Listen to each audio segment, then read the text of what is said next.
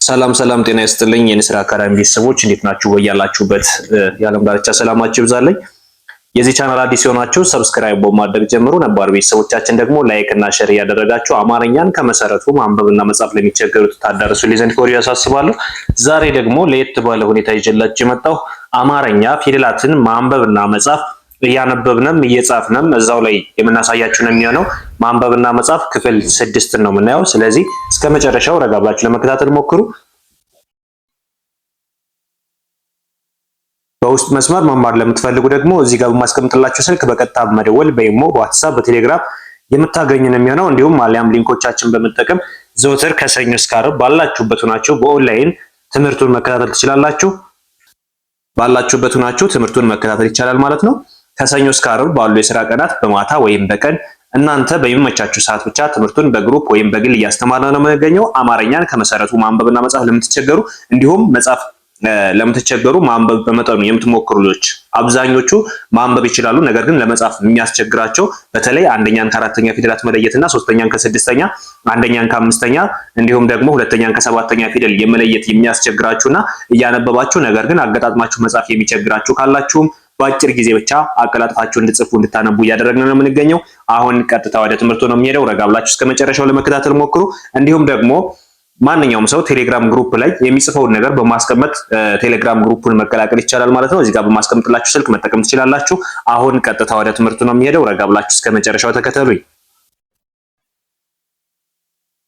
ይሄ እዚህ ጋር ስታዩት የመጀመሪያው ፊደል ማን ይባላል? ዠ የሚባለው ፊደል ነው ማለት ነው።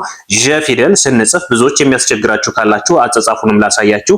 ዠ ማለት እዚህ ጋር መጀመሪያ እንደዚህ ታደርጋላችሁ 7 ቁጥርን፣ ሁለተኛ ደግሞ አሁንም ወደ ቀኝ ደግሞ አሁንም እናዞረዋለን። ከዚህ ጋር 7 ቁጥር ወደ ቀኝና ወደ ግራ በማዞር የምናገኘው ፊደል ማን ይባላል? ዠ ተብሎ ይጠራል። ዠ አጻጻፉ ይሄን ይመስላል ማለት ነው። አጻጻፉ ይሄን ይመስላል። ዠ ፊደልን እንደዚህ አድርገን መጻፍ እንችላለን። ስለዚህ የመጀመሪያው ዠ ፊደል ከሆነ ሁለተኛ ላይ የምናገኘው ደግሞ የ ፊደል ነው። የ ማለት ደግሞ አናቷ ላይ ቀለበት ያላት ፊደል ማለት ነው። ልክ እንደዛ አድርገን እንጽፋታለን። የ ብለን እንጠራታለን። ደ ፊደል ደግሞ ይችኛዋ የምታዩት ማለት ነው። ደ ፊደል ደግሞ አጻጻፏ መጀመሪያ በትንሹ የፊደልን ከጻፍነ በኋላ ከዚህ ጋር አግዳሚ እናደርጋለን። ይሄን ከጻፍነ በኋላ ከታች አግዳሚ እናደርግባትና ግራና ቀኝ ላይ ደግሞ እንደዚህ ቋሚ ስናደርግባት እቺ ደ ተብላ ትጠራለች ማለት ነው። ሌላው ጀ ፊደል ደግሞ መጀመሪያ ደን እንጽፋለን። መጀመሪያ ልክ እንደዛ አድርገን ደን ከጻፍነ በኋላ ምንድነው የምናደርገው? ካናቱ ላይ ቋሚ አግዳሚ ስንጨምርበት ጀ ፊደልን እንጽፋለን ማለት ነው። ጀ ፊደል። ስለዚህ እዚህ ጋር የምታዩቸው ፊደሎች ከየ ጀምራችሁ እስከ ጀ ያሉ ፊደሎች ተያያዥ ናቸው። እነዚህ ማለት ነው የተያያዙ ናቸው። የደ እና ጀ የተያያዙ ናቸው። መነሻቸው ማለት ነው የ ፊደል ነው። መጀመሪያ የን እንደዚህ አድርጋችሁ ጽፋላችሁ። እንደምታዩት እንደዚህ ይጻፋል። ከዛስ ደ ከተባላችሁ እዚህ ጋር አግዳሚ ተጨምሩና እንደዚህ ታደርጉበታላችሁ። ከታች ሁለት እግር ታደርጉታላችሁ ማለት ነው። እንደገና ጀ ደግሞ ከዚህ ጋር ቋሚ አግዳሚ ተጨምሩበታላችሁ። ፊደላቱን ሳንቀይር የሆነ ነገር በመጨመር ብቻ ከየ እስከ ጀ መጻፍ እንችላለን ማለት ነው። ፊደሉን ሳንቀይር የሆነ ነገር በመጨመር ብቻ የደ ጀ ብለን መጻፍ እንችላለን። ባጭሩ እንደዛ አድርገን መጻፍ እንችላለን ማለት ነው በቀላሉ። የን በአንድ ቋሚና ቀለበት ካናቷ ላይ ስናደርግ የፊደል ይሰጠናል። ሁለተኛ ደ ደግሞ ቀለበቷን ካደረግን በኋላ ከታች ሁለት እግር ስናደርግላት ደን ይሰጠናል። ከዛ በመቀጠል ደግሞ ጀ ለማድረግ ደግሞ ካናቱ ላይ ቋሚ አግዳሚ መጨመር ነው ማለት ነው። ስለዚህ እነዚህ ሶስቶቹ ፊደሎች እንደምታዩቸው ተያያዥ ናቸው። ከዚህ ጋር ለየት የሚያደርገው ዠ ፊደል ብቻ ነው። ዠን ለመጻፍ ደግሞ መጀመሪያ ዘን መጻፍ ነው። ዘ ፊደልን ታውቃላችሁ መቼም በዛኛው ቪዲዮ ሰርቼላችኋለሁ። ዘ ማለት ይሄ ነው። ዘ። ስለዚህ ዘን እንደዚህ ከጻፍነ ዠ ለማድረግ ደግሞ እዚህና እዚህ እንደዚህ ማዞር ብቻ ነው። በቀላሉ እንደዛ አድርገን ማወቅ ወይም መጻፍ እንችላለን ማለት ነው። ስለዚህ አሁን ወደ ዋናው ትምህርት ስንሄድ ስለዚህ ይሄ የመጀመሪያው ዠ ብለን እንጠራዋለን። ዠ። ሁለተኛ ዡ በቀኝ በኩል ቅጥያ ያለው ማለት ነው። በቀኝ በኩል ቅጥያ ያለው ዡ። ከዚች ጋር ሸፋፋ ያላት ደግሞ ሶስተኛዋ ዢ ኢ የሚል ድምጽ ያላት ማለት ነው። አራተኛ ዣ የምንለው ደግሞ ቀኝ እግሩ የረዘመ ግራ እግሩ ያጠረ ማለት ነው። ዣ። አምስተኛ ቀለበት ያላት ዤ ኤ የሚል ድምጽ ያላት ማለት ነው። ስድስተኛ ዥን እንዴት ነው የምንጽፈው? መጀመሪያ ዥን ከጻፍነ በኋላ እዚች ጋር ቋሚ አግዳሚ መጨመር ማለት ነው። ቋሚ አግዳሚ ስንጨምርበት ይሄ ስድስተኛ ዥ ብለን እንጠራዋለን። ሰባተኛ ዦ ግራ እግሩ የረዘመ ቀኝ እግሩ ያጠረ ማለት ነው። ከዛ ስምንተኛው ደግሞ ወይም ውስብስብ ፊደል ብለን የምንጠራው ደግሞ ዥዋ ብለን እንጠራዋለን። እዚህ ጋር ግን ዠና ጀ እንዳይመሳሰሉባችሁ። ዠና ጀ ይሄኛው ፊደልና ይሄኛው ፊደል እንዳይመሳሰሉባችሁ። ሌላኛው የመጀመሪያው ይሄ ዠ ነው የምንለው ዠ፣ ይሄኛው ደግሞ ጀ ጀ፣ ይሄ ጀ ነው የምንለው፣ ይሄኛው ዠ። ሁለቱ የተለያዩ ናቸው። አንዳንድ ልጆች ያመሳስሏቸዋል። ዠን ጻፉ ብያቸው ጀን ይጽፋሉ። ጀን ጻፉ ብያቸው ደግሞ ዠን ይጽፋሉ። ስለዚህ ዠ ካልነ ይሄኛው ነው የሚሆነው።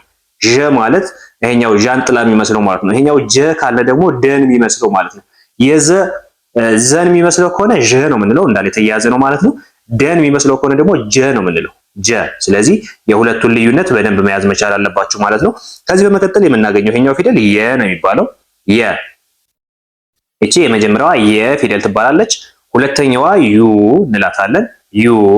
ሶስተኛዋ ይ ሶስተኛዋ ይ ፊደል። ይችን ሶስተኛዋን እንዴት እንደምንጽፋት ላሳያችሁ። ሶስተኛዋ ይ ፊደል መጀመሪያ እንደዚህ ቋሚ ያደረው፣ ከዛ ካናቷ ላይ ቀለበት አደረው፣ ከዛ እዚች ላይ ልክ እንደዚህ እንደ ሁለተኛዋ ቀጥያ ጨምርባትና ድጋሜ ቋሚ አግዳሚ አድርጌ ተዋታለሁ። አሁን እቺ ማን ሆነች? ሶስተኛ ይ ፊደል ትሆናለች ማለት ነው። ሶስተኛ ይ ፊደል ማለት ይህች ነች። በዚህ መልክ እንደዛ አድርጋችሁ ሶስተኛዋን ይ መጻፍ ይቻላል። አራተኛዋ ያ ለመጻፍም አያስቸግራችሁ፣ ይሄን ይመስላል። አምስተኛዋ የ ማለት ተንጠልጣይ ቀለበት ነው የሚኖራት።